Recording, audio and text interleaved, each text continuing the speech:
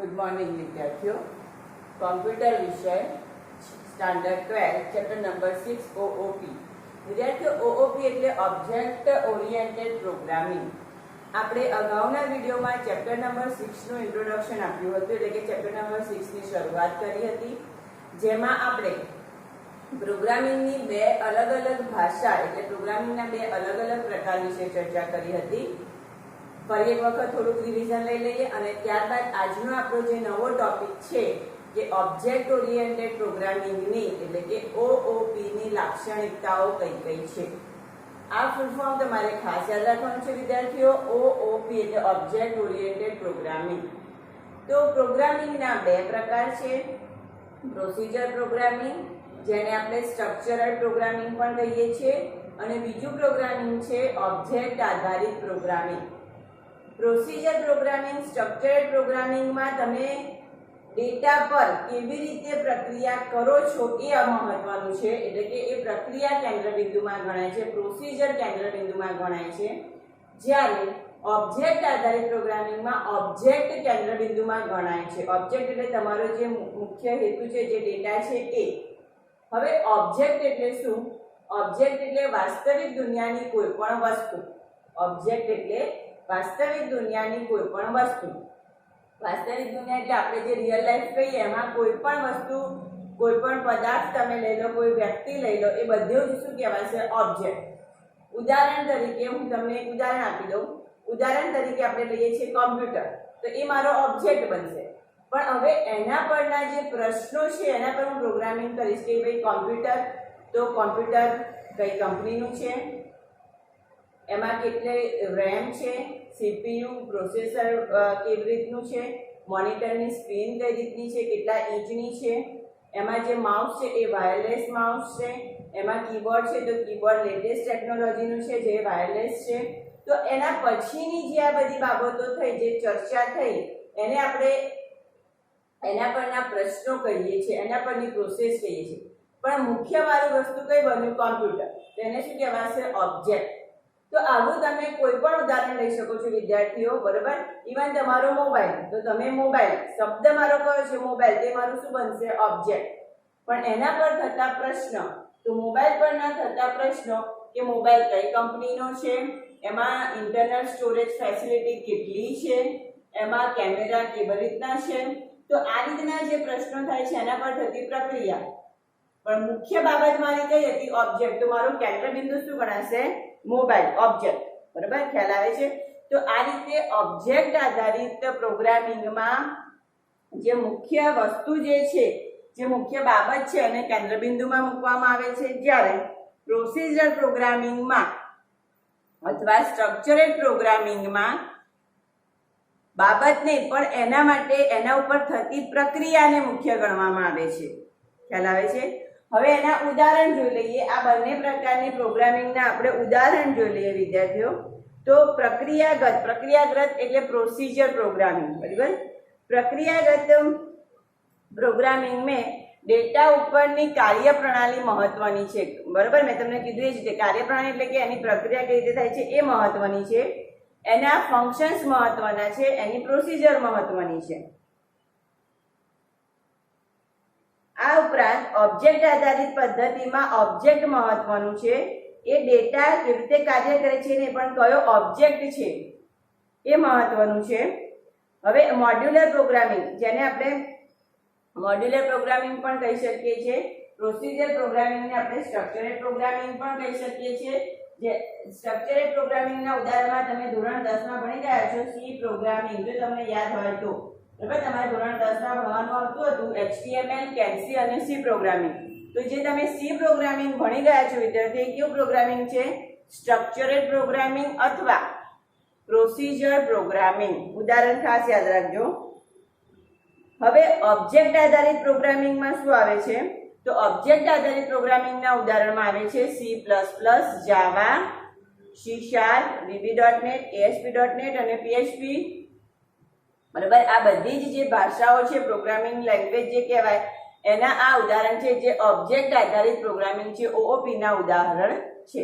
ખ્યાલ આવે છે વિદ્યાર્થીઓ? આટલે સુધી આપણે અગાઉના વિડીયોમાં ભણ્યા હતા। હવે આજે આપણે એનાથી થોડું આગળ લઈએ છીએ। આજે આપણે જોવાનું છે કે ઓબ્જેક્ટ આધારિત પ્રોગ્રામિંગ ના પાયાના એકમો કયા છે, એટલે કે ઓબ્જેક્ટ આધારિત પ્રોગ્રામિંગની મુખ્ય કઈ લાક્ષણિકતા છે કે જેના કારણે આ પ્રોગ્રામિંગ અત્યારે બહુ જ પ્રચલિત બન્યું છે. બરાબર. તો પ્રોસિજર પ્રોગ્રામિંગમાં શું થતું હતું, તો પ્રોસિજર પ્રોગ્રામિંગમાં કોડ તમારે વારે ઘડીએ લખવા પડતા હતા અને એને એક્ઝિક્યુશનમાં થોડોક સમય પણ વધારે લાગતો હતો. તો એ બધા ના સુધારા સ્વરૂપે આપણે ઓબ્જેક્ટ આધારિત પ્રોગ્રામિંગની શરૂઆત કરી. 1980 ના દાયકાથી ઓબ્જેક્ટ આધારિત પ્રોગ્રામિંગની શરૂઆત થઈ અને એના પરના સોફ્ટવેરની શરૂઆત થઈ. તો હવે આ ઓબ્જેક્ટ આધારિત જે પ્રોગ્રામિંગ છે એની મુખ્ય લાક્ષણિકતાઓ જોઈએ, એના પાયારૂપ એકમ જોઈએ. બરાબર.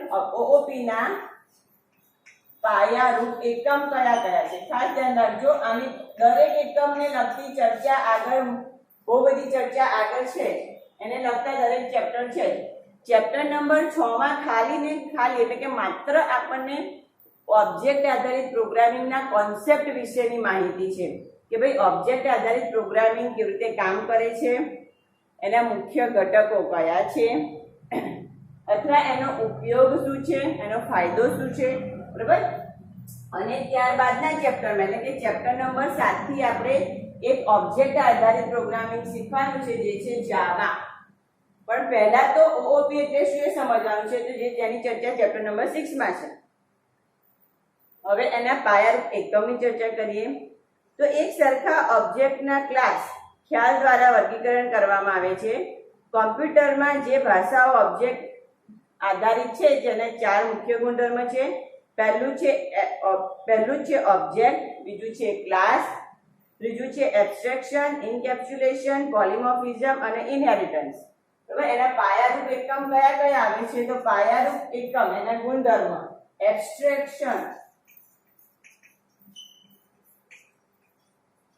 બીજો એનો ગુણધર્મ આવે છે ઇનકેપ્સ્યુલેશન,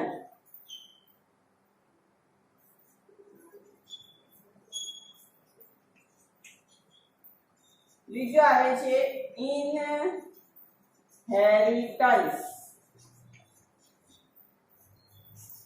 ચોથું આવે છે પોલિમોર્ફિઝમ. આ બધાની ચર્ચા આપણે કરવાની છે. દરેકના પ્રોગ્રામિંગ પણ આપણે ભણવાના છે. જેમ તમે સી પ્રોગ્રામિંગ કરતા હતા ને એવી જ રીતે. તો જો વિદ્યાર્થીઓ, OOP ના પાયારૂપ એકમ એટલે પાયારૂપ લાક્ષણિકતા OOP ની છે જે 4 મુખ્ય લાક્ષણિકતા છે. એમાં પહેલું છે એબ્સ્ટ્રેક્શન, બીજું છે ઇનકેપ્સ્યુલેશન, ત્રીજું છે ઇનહેરિટન્સ અને ચોથું છે પોલિમોર્ફિઝમ. બરાબર. હવે એબ્સ્ટ્રેક્શન એટલે શું છે, તો એબ્સ્ટ્રેક્શન એ ડેટાને સુરક્ષા પૂરી પાડે છે. ઇનકેપ્સ્યુલેશન એટલે ડેટા ભેગા કરવાનું કામ કરે છે. ઇનહેરિટન્સ એટલે એક ડેટામાંથી બીજા ડેટામાં માહિતી ટ્રાન્સફર કરવાનું કામ કરે છે. એની બધું વિસ્તૃત ચર્ચા આપણે આના પછીના ચેપ્ટરમાં કરવાની છે. પોલિમોર્ફિઝમ એટલે એક જ ફંક્શન પર એક કરતા વધારે કામ કરવા અથવા એક જ ચિહ્ન પર એક કરતા વધારે કામ કરવા, એને શું કહેવાશે, પોલિમોર્ફિઝમ. આપણે MCQ માટે એટલું યાદ રાખવાનું છે કે નીચે પૈકી OOP ની પાયારૂપ લાક્ષણિકતા કઈ છે. તમને આમાંથી કોઈ પણ 3 આપ્યા હોય અને ઓપ્શન D માં લખ્યું હોય આપેલ તમામ, તો આપણે શું સિલેક્ટ કરવાનું છે, આપેલ તમામ. બરાબર. અથવા આમાંથી કોઈ પણ 2 નામ આપ્યા હોય અને બીજા 2 નામ બીજા આપ્યા હોય અને ઓપ્શન આપ્યો હોય A કે B. બરાબર. તે વખતે ખાસ ધ્યાન રાખવાનું, તમારે આ 4 નામ અત્યારે હાલ યાદ રાખવાના છે. ચેપ્ટર નંબર 6 પૂરતા કે OOP ની મુખ્ય 4 લાક્ષણિકતા કઈ છે, તો કે એબ્સ્ટ્રેક્શન, ઇનકેપ્સ્યુલેશન, ઇનહેરિટન્સ એન્ડ પોલિમોર્ફિઝમ. હવે આપણે ઓબ્જેક્ટ આધારિત પ્રોગ્રામિંગમાં ઓબ્જેક્ટ એટલે શું એની ચર્ચા કરી લઈએ. મેઇન વસ્તુ આપણી પાસે ઓબ્જેક્ટ આવે છે. તો મેં તમને જે ઉદાહરણ આપ્યું એ જ રીતે કે વાસ્તવિક દુનિયાની કોઈ પણ વસ્તુ કે ચીજ જેને આપણે શું કહીએ છીએ, ઓબ્જેક્ટ કહેવામાં આવે છે, કે ઓબ્જેક્ટ.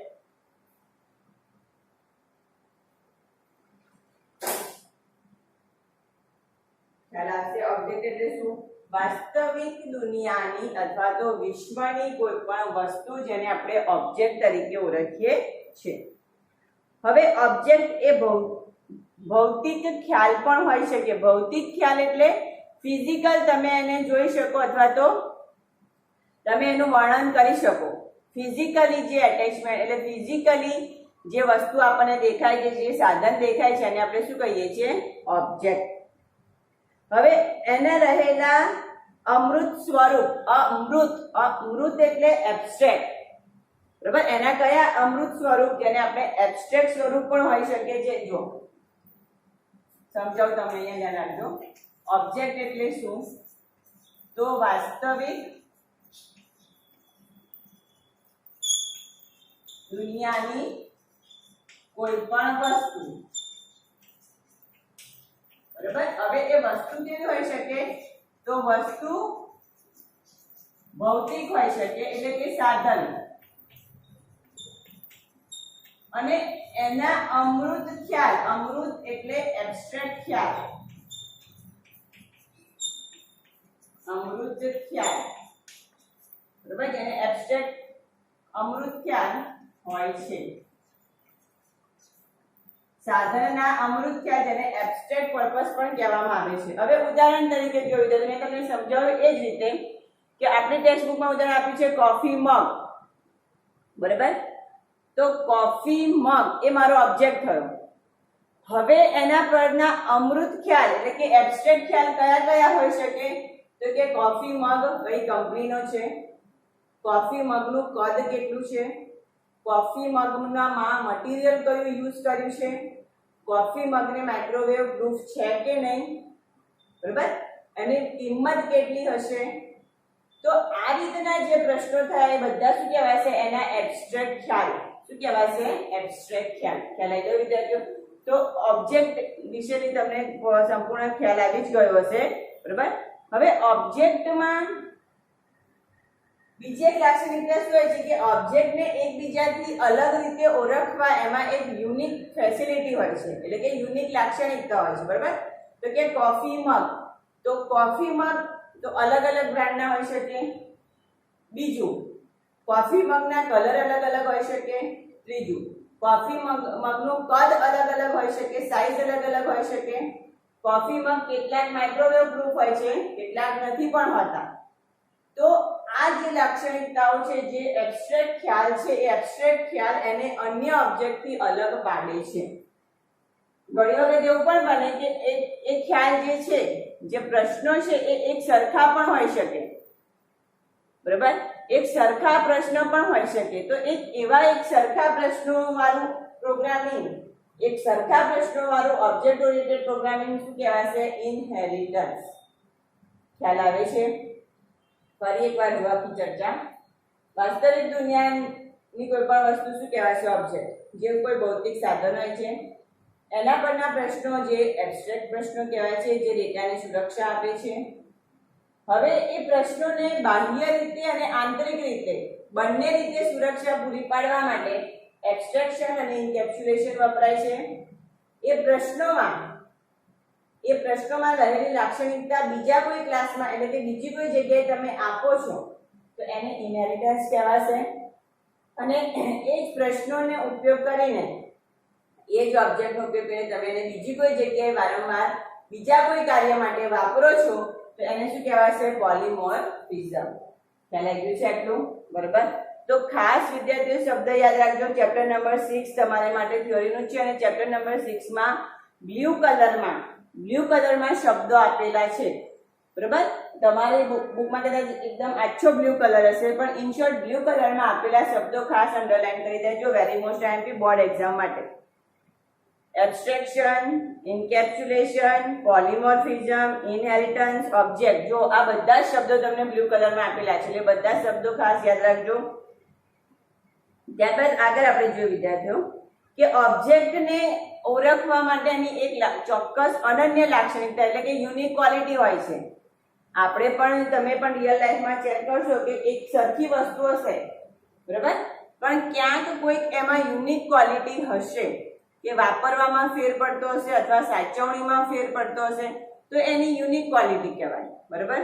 તો એવી કોઈ પણ ઓબ્જેક્ટની એવી એક અનન્ય એટલે કે યુનિક ક્વોલિટી હોય છે જે ઓબ્જેક્ટને બીજા ઓબ્જેક્ટ કરતા અલગ પાડે છે. ઓબ્જેક્ટ આધારિત પરિભાષામાં ઓબ્જેક્ટ આધારિત પરિભાષા એટલે ઓબ્જેક્ટ ઓરિએન્ટેડ પ્રોગ્રામિંગમાં આવા લક્ષણોને પ્રોપર્ટી અથવા એટ્રીબ્યુટ તરીકે ઓળખવામાં આવે છે. બરાબર. હવે જો આ બીજો એક શબ્દ તમારે યાદ રાખવાનો આવે છે, પ્રોપર્ટી અને એટ્રીબ્યુટ. હવે પ્રોપર્ટી અને એટ્રીબ્યુટ એટલે શું એ સમજી લઈએ. તો OOP માં જે આપણું ઓબ્જેક્ટ છે એ ઓબ્જેક્ટ પરના લક્ષણોને શું કહેવામાં આવે છે? પ્રોપર્ટી અથવા તો એટ્રીબ્યુટ.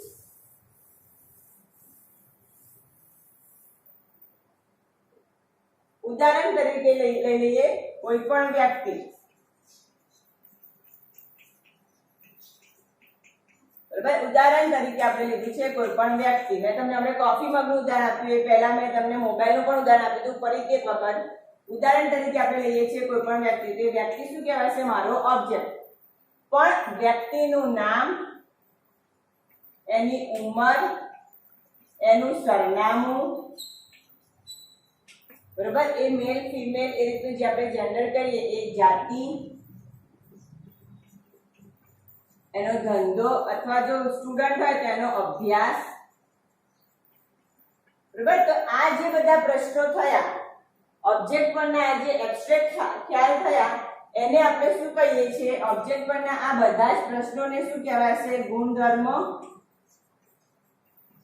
ને આ ગુણધર્મોને આપણે શું કહીએ છીએ? પ્રોપર્ટીઝ. ખાસ શબ્દ યાદ રાખજો, અથવા એટ્રીબ્યુટ્સ. એટ્રીબ્યુટ્સ એટલે પણ ગુણધર્મ થાય અને પ્રોપર્ટી એટલે પણ ગુણધર્મ થાય. બંને ઇંગ્લિશ વર્ડ છે, એનું ગુજરાતી જ છે. બરાબર. આને આપણે શું કહીએ છીએ? આવા ગુણધર્મોને પ્રોપર્ટીઝ અથવા તો એટ્રીબ્યુટ.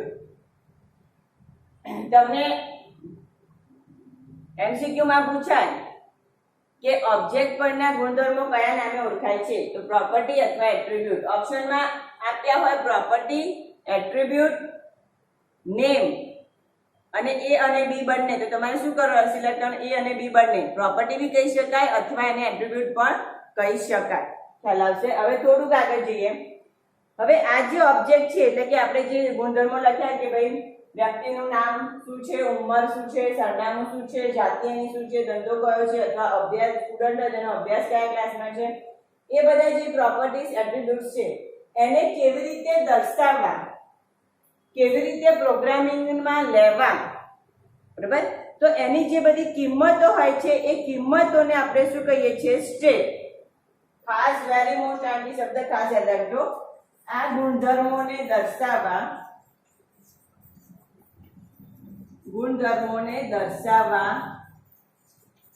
ની રીત એને શું કહેવાય છે? બિહેવિયર.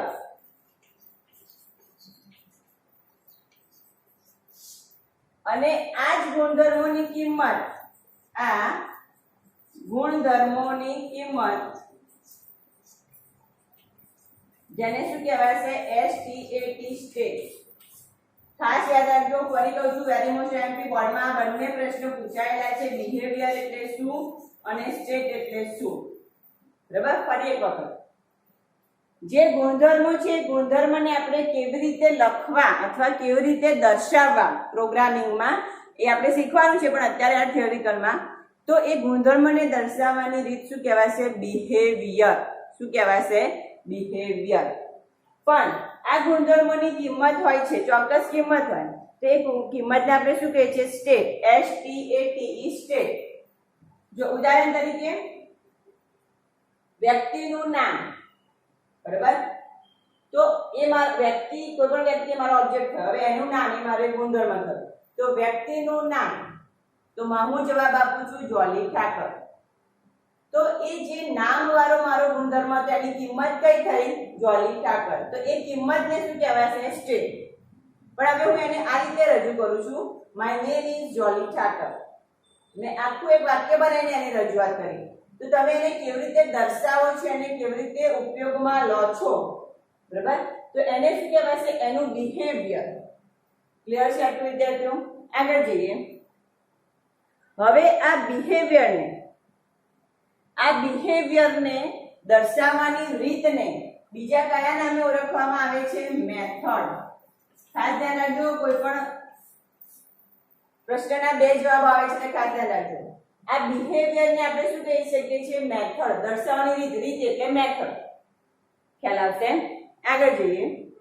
હવે ઓબ્જેક્ટ આધારિત પ્રોગ્રામિંગમાં ઓબ્જેક્ટનું વર્ણન કરતી જુદી જુદી લાક્ષણિકતા ડેટા ફિલ્ડ તરીકે ઓળખવામાં આવે છે. નવો એક શબ્દ આવ્યો, વેરી મોસ્ટ આઈએમપી.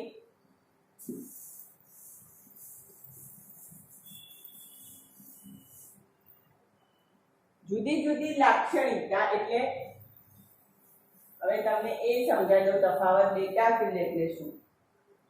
ઓબ્જેક્ટ આધારિત પ્રોગ્રામિંગમાં ઓબ્જેક્ટનું વર્ણન કરતી OOP માં ઓબ્જેક્ટનું વર્ણન કરતી માહિતી શું કહેવાશે? Data field.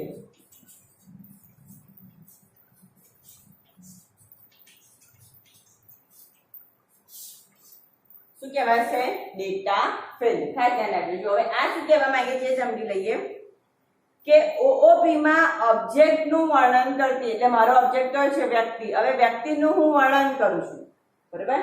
મેં તમને હમણાં જ ઉદાહરણ આપ્યું છે કે વ્યક્તિનું વર્ણન કરે છે તો કે આ વ્યક્તિનું નામ, આ વ્યક્તિની ઉંમર, આ વ્યક્તિનું સરનામું, એ જે બધી બાબતો થઈ 4 કે 5 જે એના ગુણધર્મો થયા એ ગુણધર્મો નો સમૂહ, બરાબર? એટલે એની જે માહિતી થઈ એ માહિતી શું કહેવાશે? Data field. શું કહેવાશે? Data field. એ માહિતી કેવી રીતે દર્શાવવી એને શું કહેવાશે? બિહેવિયર અથવા મેથડ. એ માહિતીની કિંમતોને શું કહેવાશે? સ્ટેટ. ક્લિયર છે આટલું? આગળ જઈએ. જો ઉદાહરણ તરીકે રેલવે આરક્ષણ વિનિયોગ માટે રેલવે ટ્રેન, પ્રવાસી ટિકિટ, સ્ટેશન જેવા ઓબ્જેક્ટ યોગ્ય છે, બરાબર?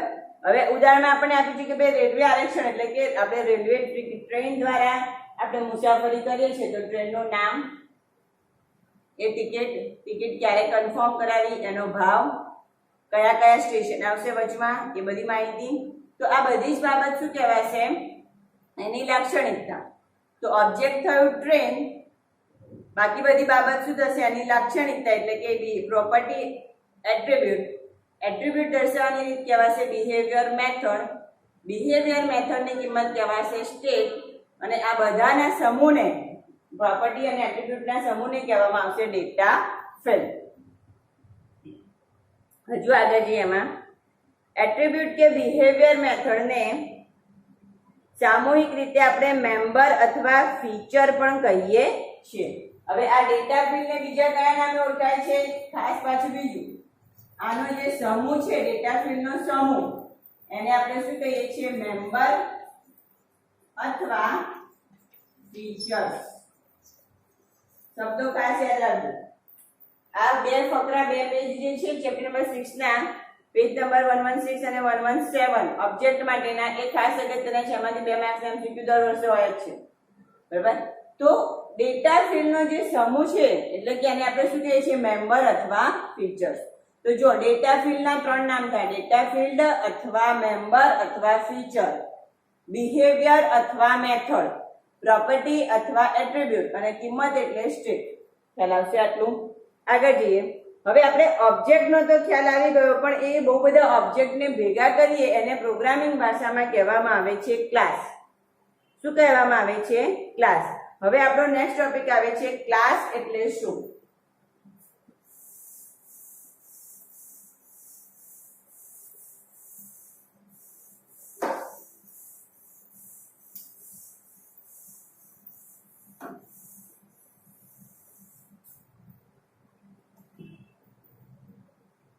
OOP માં તમારે બે વસ્તુ ખાસ યાદ રાખવાની છે: ઓબ્જેક્ટ અને ક્લાસ. તો ઓબ્જેક્ટ એટલે શું?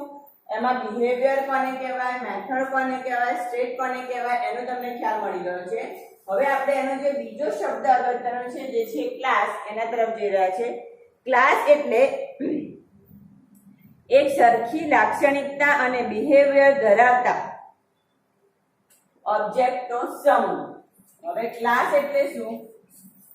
તો એક સરખી એક સરખી લાક્ષણિકતા, લાક્ષણિકતા એટલે પ્રોપર્ટી, એટ્રીબ્યુટ ધરાવતા,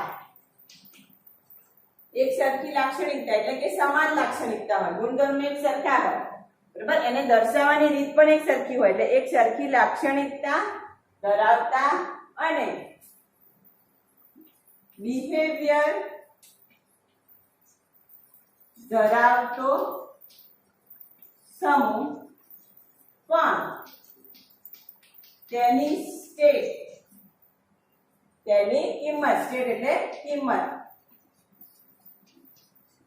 કેવી હોય? અલગ હોય. ચલાઈ ગયો. એને શું કહેવાય છે? ક્લાસ. ક્લાસ એટલે શું? તો એક સરખી લાક્ષણિકતા ધરાવે પણ બિહેવિયર પણ એક સરખું હોય, પણ ફક્ત એની સ્ટેટ એટલે કે ડેટાની કિંમત કેવી હોય? અલગ અલગ, જેને આપણે શું કહીશું? ક્લાસ. ફરી એક વખત જો ઉદાહરણ લઈ લઈએ આપણે. ઉદાહરણમાં આપણે હમણાં જોયું હતું કે કોઈ પણ વ્યક્તિ, તો કોઈ પણ વ્યક્તિમાં પણ હું એક કેટેગરી લઈ લઉં છું કે સ્ટુડન્ટ.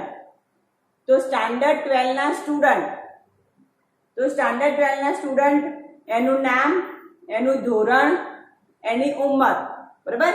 તો ધોરણ અને ઉંમર આ લાક્ષણિકતા લગભગ સરખી જ હશે. લગભગ બધા સ્ટુડન્ટ 16 વર્ષના, 15 વર્ષના હોઈ શકે કે 17 વર્ષના. ઇન શોર્ટ 16-17 વર્ષની કેટેગરીના સ્ટુડન્ટ હશે. ધોરણ 12 કોમર્સ, તો સ્ટ્રીમ કઈ થઈ? કોમર્સ. ઉંમર કઈ થઈ? 16 કે 17 વર્ષ, બરાબર. તો સ્ટ્રીમ આઈ કોમર્સ એ બધા માટે કોમન છે, પણ 16 કે 17 વર્ષ એ પણ બધા માટે કોમન છે, બરાબર. તો જે લાક્ષણિકતા છે એને દર્શાવવાની રીત પણ સરખી થઈ ગઈ. હવે હું એવું કહું કે 16-17 વર્ષના સ્ટુડન્ટમાં 12 સાયન્સના પણ હોઈ શકે, તો એની કિંમત બદલાઈ ગઈ. હવે સ્ટ્રીમની કિંમત કોમર્સના બદલે શું થઈ ગઈ? સાયન્સ. તો કહેવાનો મતલબ છે કે સ્ટુડન્ટ કેટેગરી 12 એ મારો એક ક્લાસ બન્યો, જેમાં સ્ટુડન્ટની લાક્ષણિકતાઓ સરખી છે પણ એની કિંમત અલગ છે. તો આનો જે આખો સમૂહ બને છે એને શું કહે છે? ક્લાસ. જેમ આપણે પણ સ્કૂલમાં કહીએ છીએ ને કે તમે કયા ક્લાસમાં છો? તો કે 12મા ધોરણમાં, 12 કોમર્સમાં, 12 સાયન્સમાં. તો એક ક્લાસ એક કોમન ગ્રુપ બની ગયું કે જેમાં ભણતા વિદ્યાર્થીઓ એક સરખો જ વિષય ભણશે, એક સરખી જ એજના લગભગ હશે, ખાલી નામ અલગ હશે, એટલે એની કિંમત બદલાશે.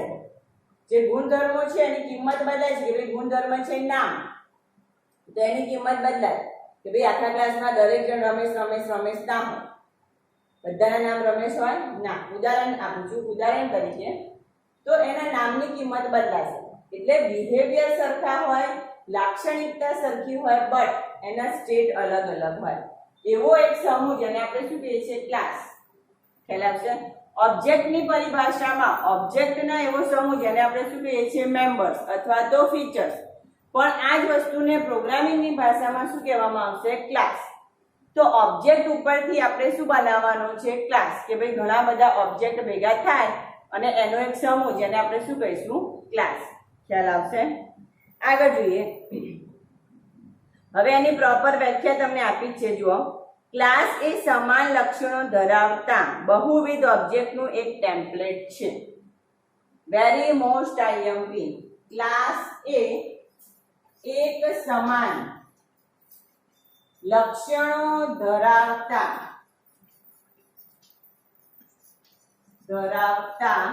બહુવિધ એટલે બહુ બધા, મોર ધેન, બહુવિધ ઓબ્જેક્ટનું ટેમ્પલેટ એટલે સમૂહ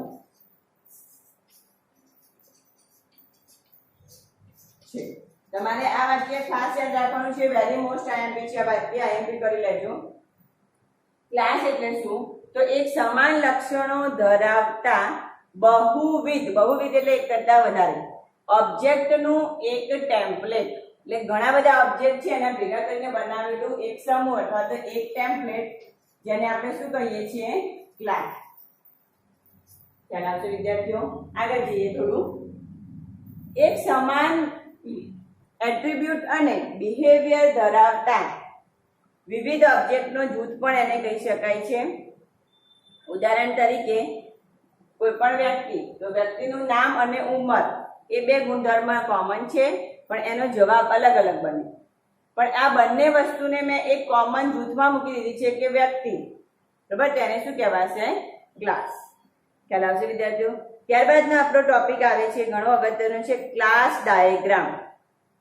ક્લાસ ડાયાગ્રામ અને ક્લાસનો સમૂહ જેને સંબંધિત ચોક્કસ રજૂઆત કરેલી છે. એટલે ક્લાસ ડાયાગ્રામની ચોક્કસ એક રજૂઆત છે કે ભાઈ પહેલા કઈ બાબતનો સમાવેશ થશે, બરાબર. તો એ જોઈ લઈએ. ક્લાસ ડાયાગ્રામનો પરિચય. તો ક્લાસ ડાયાગ્રામમાં તમારે આ ટોપિકમાં ફૂલ ફોર્મ્સ ખાસ યાદ રાખવાના છે. Class diagram.